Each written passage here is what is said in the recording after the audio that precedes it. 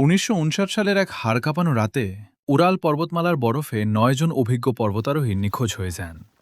যখন তাদের লাশ উদ্ধার করা হয়, দেখা যায় তারা তাঁবু কেটে বের হয়েছেন খালি পায়ে। কারো চোখ জিভ উপড়ানো, আর কারো শরীর দুমড়ে মুচড়ে গেছে অস্বাভাবিক আঘাতে।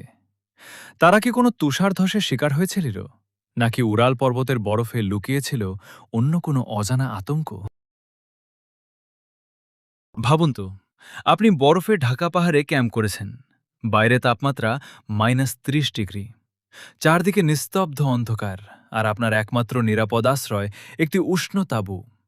কিন্তু হঠাৎ কোনো অজানা আতঙ্কে আপনিও আপনার সঙ্গীরা তাঁবু ছেড়ে দৌড় দিলেন। কেউ জুতা বা ভারী শীতের পোশাক পরার সময় পেল না, এমনকি দরজা খোলার সময় না পেয়ে ধারালো ছুরি দিয়ে তাঁবু ভেতর থেকে কেটে বরফের বুকে বেরিয়ে এলেন। ঠিক এমনই এক দুঃস্বপ্ন সত্যি হয়েছিল ১৯৫৯ সালের জানুয়ারিতে। ইগোর জায়টলভ নামের ২৩ বছরের এক তরুণ ৮ জন সঙ্গীকে নিয়ে উরাল পর্বতমালার কঠিন স্কি অভিযানে বের হন। তারা সবাই অত্যন্ত অভিজ্ঞ পর্বতারোহী ছিলেন। তাদের পরিকল্পনা ছিল কয়েক সপ্তাহের অভিযান শেষ করে নিরাপদে ফিরে আসা। ফেব্রুয়ারির এক রাতে দলটি পাহাড়ের ঢালে তাঁবু ফেলে রাত কাটানোর প্রস্তুতি নেয়। কিন্তু এরপর থেকে তাদের আর কোনো যোগাযোগ পাওয়া গেল না। প্রথমে বিষয়টিকে স্বাভাবিক ভাবা হলেও বেশ কয়েকদিন কেটে যাওয়ার পর উদ্বেগ বাড়ে। অবশেষে নিখোঁজ অভিযাত্রীদের খোঁজে পাহাড়ে বিশাল রেস্কিউ টিম পাঠানো হয়।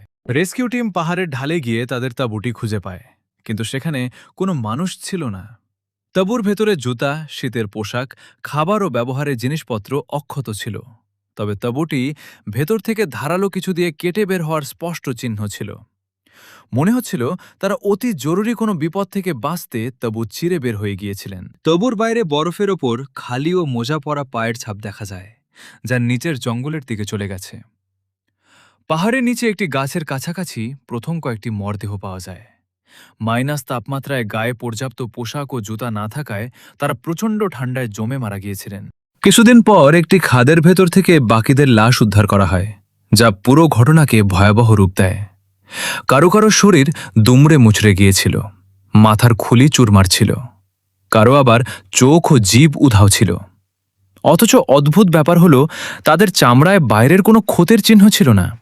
আঘাতগুলো ছিল শরীরের ভেতরের হাড়ে। সোভিয়েত সরকার ঘটনাটিকে রহস্যময় প্রাকৃতিক শক্তি আখ্যা দিয়ে তদন্ত শেষ করে। তবে মানুষের মনে প্রশ্ন থেকে যায়, অভিজ্ঞ মানুষগুলো কেন খালি পায়ে তাঁবু কেটে বরফে লাফ দিয়েছিলেন? তুষারধস, গোপন সামরিক পরীক্ষা, নাকি অদৃশ্য কোনো আতঙ্ক? কয়েক দশক ধরে নানা তত্ত্ব আসলেও ৯ জনের সেই শেষ রাতের আসল সত্য আজও বরফের নিচেই চাপা পড়ে আছে।